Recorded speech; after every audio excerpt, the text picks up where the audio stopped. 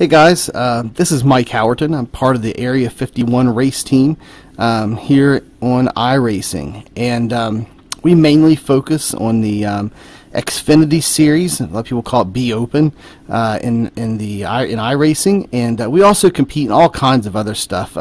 Several of our team members race dirt, the dirt sprint cars, late models. We also do a lot of road racing from time to time.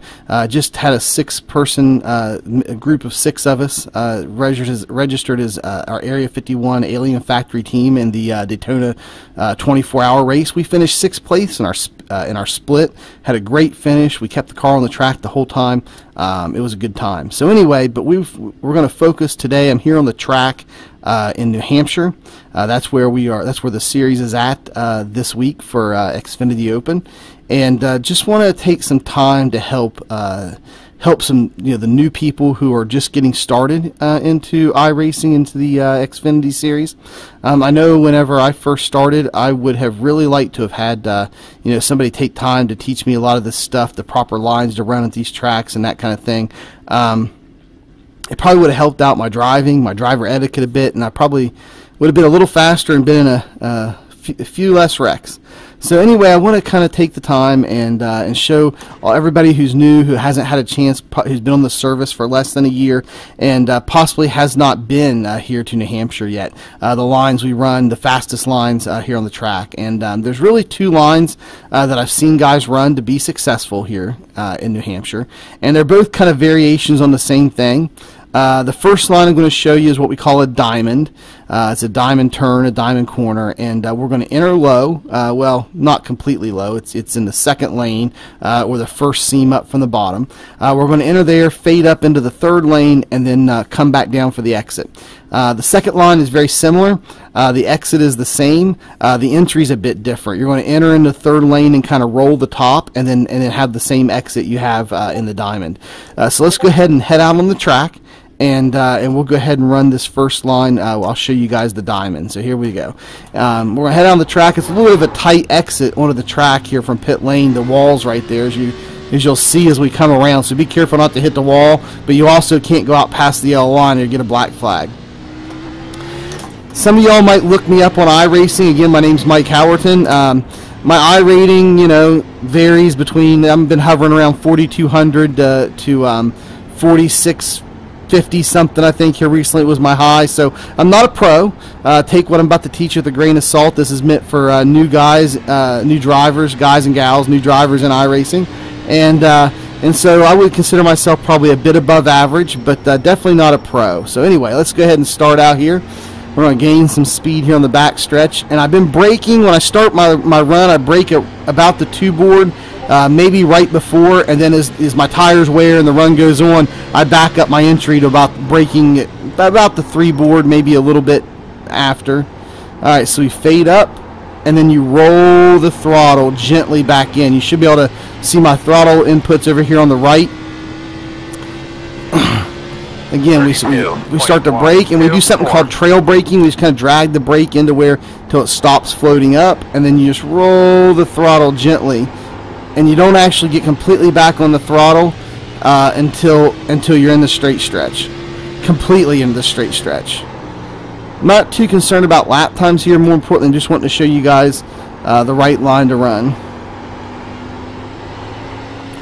If you run the right line and do it consistently, your lap times will come. Here we go. So we're going to brake and head down and enter there at that seam, fade up into that third lane, and then we're going to come back down, and that's your diamond. We'll run that here for a few laps. Oh, I forgot to turn telemetry on. Let's turn it on over here. So now we got telemetry running.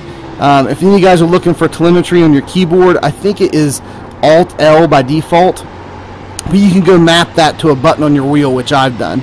And we're going to run that telemetry so we can go back and look at the file to check out our throttle inputs to see what we're doing. 30.416. I'm going to enter there in the second lane. Fade up to the third and back down. Now I'm running slower lap times than I could probably run if I pushed it, but I just want to make sure I show you guys the right line. Here we go, down, entering in, right around that seam, and then we're going to fade back down. Easy on the throttle, roll it in.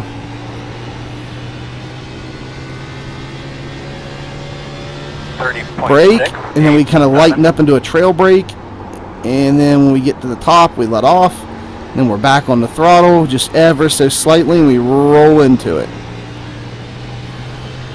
We're going to record us probably 3 or 4 laps here for telemetry, and then we'll head back in and show you the other line, the second line.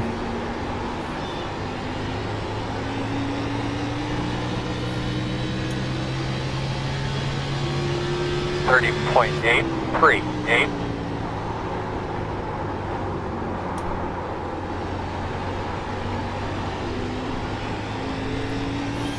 I think we got enough for our telemetry file, so let's go ahead and head back into the pits, and we'll change tires, and then we'll record telemetry again on the second line we're going to run.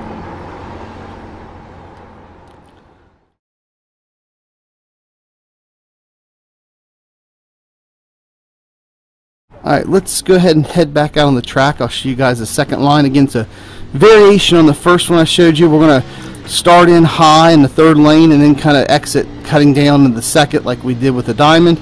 Really, this kind of depends on your setup and how you build it, which way you build it to do.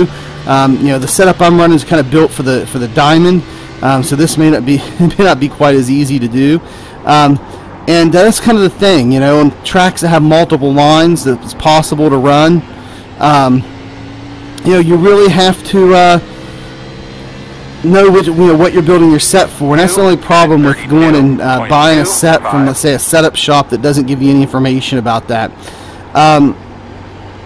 It's really great when there's setup services or setup shops that provide you with videos, replay files, telemetry files to show you really what the set's doing and which line you run with it.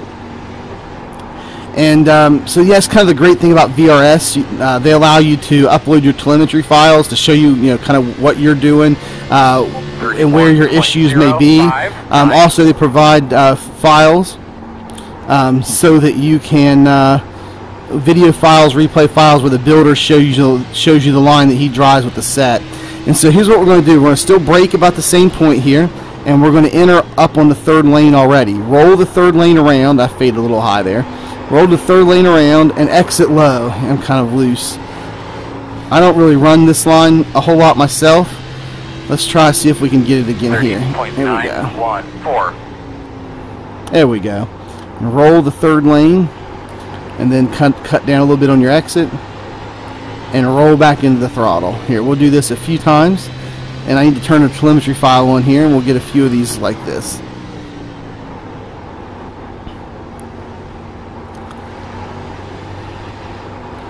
I really find the setup services instead of the shops really do a good job with providing you with some of the video files and tools that you need to know how to drive their setups. And I'm thinking about like VRS and even, let's see, VRS and Majors Garage is another one that has oval setups, and they provide telemetry files and video files for you to be able to see how the builder intended the set to be ran. And a lot of the setup shops, you just go buy one particular set for a series you're driving.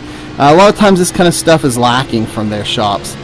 That just means you got to spend some extra time, in practice. And that's nothing to say their setups may be great. I'm just saying it's going to take you some extra time to figure out how to run that particular set, depending on the track and how the driver built the set. Coming down, rolling the third lane. And we roll the throttle on exit.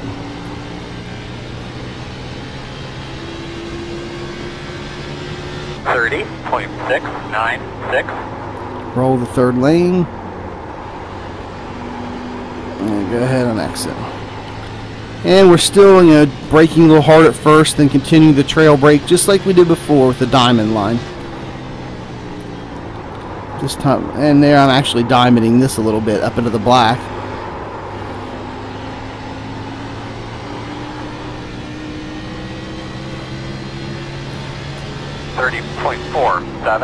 And again, all the sets you're going to find this week are probably going to start out pretty loose so they don't get tight on the long run.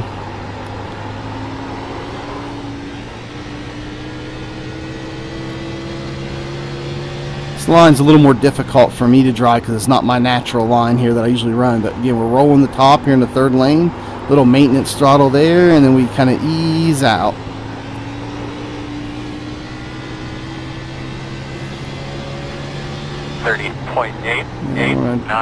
Roll the top. And I'd say we probably got enough telemetry for our telemetry file. We'll do one more lap.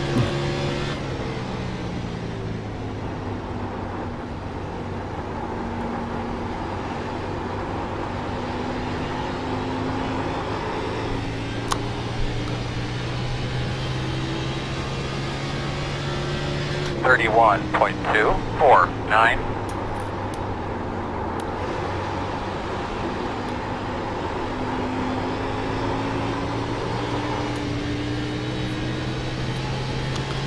And let's go ahead and head back into the pits now, and we'll go ahead and jump over into and look at our telemetry file. If you have VRS, VRS offers some telemetry tools there to view your telemetry information. I, on the other hand, I use a third-party software. It's called Motec, and it can look at your telemetry files, and we can gather a lot of information off of that. So that's what we're going to do. We're going to pop in here in our pit stall and go look at our Motec, go look at our telemetry file in Motec.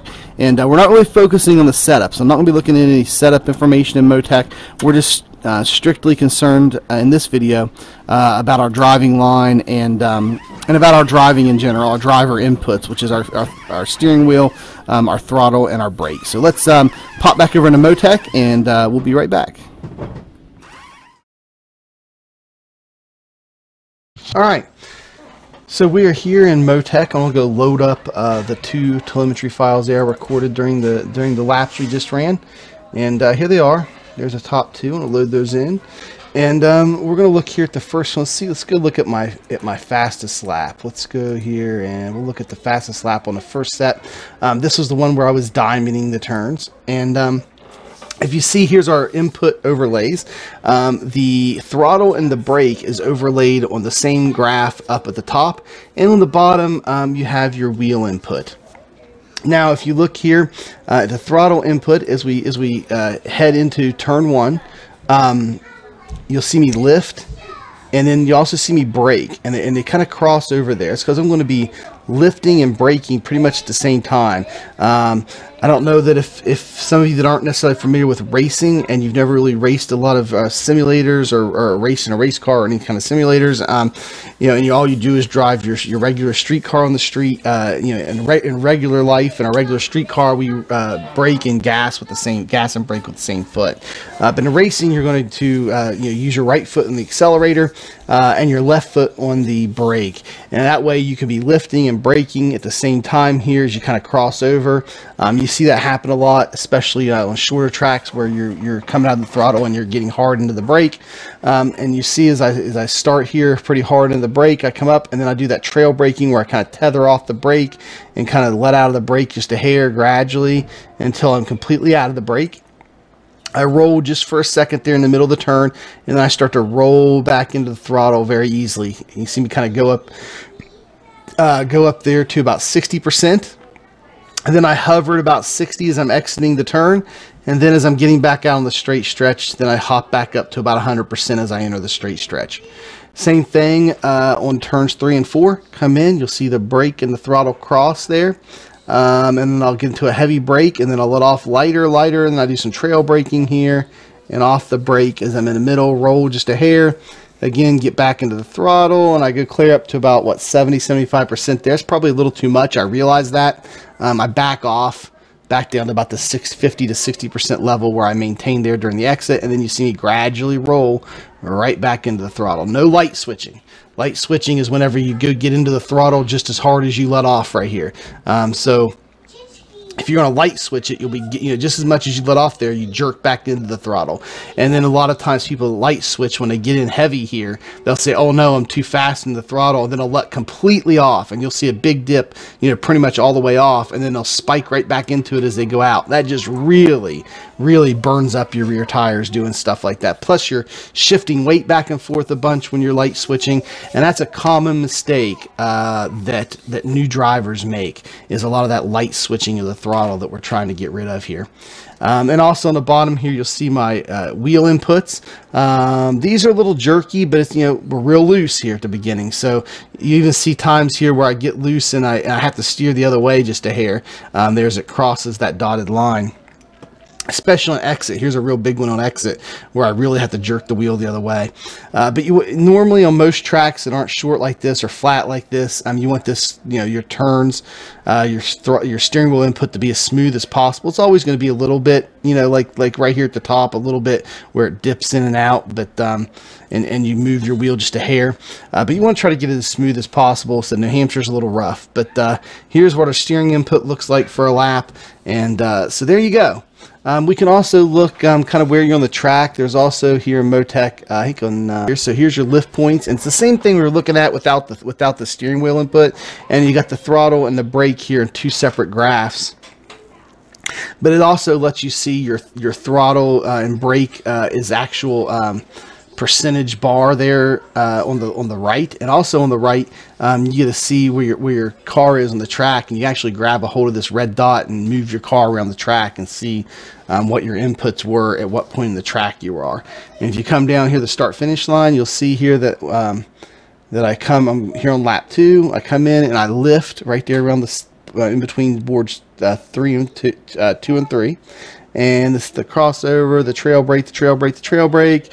And then I let it roll just a hair. I'm lifting from the trail brake right here. Just roll for a second or so, and then I'm rolling right back onto the throttle up to 60%. And I maintain 60 as I'm trying to exit. And I come out of the exit and I start rolling back into the throttle as I'm getting back out on the straight, and then I'm 100% down the straight stretch. And same thing. You'll see the lift of trail braking into the middle of the turn. And still trail braking, and then I roll just a hair, and then I'm lifting back onto the throttle about 60% there, and we roll back in as we get back out of the straight stretch at 100%. And so those are really the two sections that really shows us what we're doing there with the braking and the lift points and our throttle, rolling it back in. I said we can also look at our steering wheel input here as well. So that's pretty much what we have here, trying to help you guys out who are, maybe this is your first time at New Hampshire and you're just trying to learn it. Maybe this helped you a bit. Again, this is Mike Howerton with Area 51 team, and we're just trying to help the community and help you guys out your first time around at some of these tracks. So we'll see you in the next video. Thanks for tuning in here with us.